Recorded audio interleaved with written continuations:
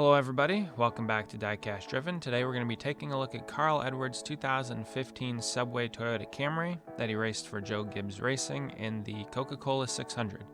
This car was never produced by Lionel, and so I thought, you know what, I'll take a crack at it because, ironically enough, my wife's cousin was in attendance for this race, and not only that, but he was able to high-five Carl Edwards when he went up into the crowd after he won the race. So this car is very special. As you already saw, we have a custom-made box that I made for him.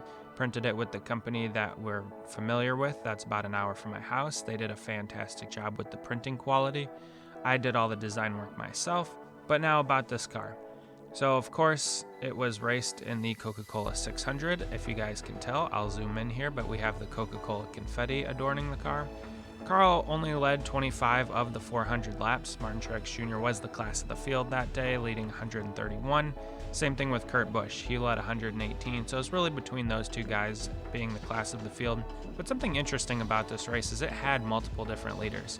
Matt Kenseth took a spell up front. You had Brad Keselowski leading a couple laps. Kevin Harvick led a handful, and Denny Hamlin as well. Oh, and let's not forget Joey Logano. He led some too. So there were multiple different leaders at different points of the race, and this was before stage cautions to break up the flow of the race. So you had green flag pit stops, you had differing strategies that drivers were on.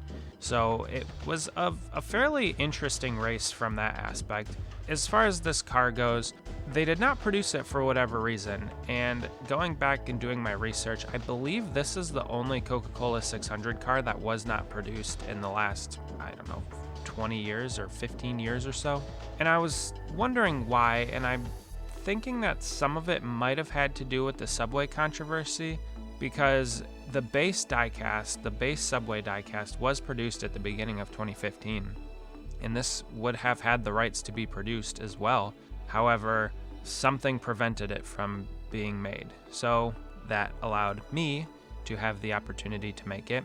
And one thing that I did was I completely designed this set myself, all of the decals. The only thing I didn't personally design myself was the confetti decals. And one interesting note about the confetti I want to bring up is the fact that I was going to try and place as much confetti in the exact locations as I could.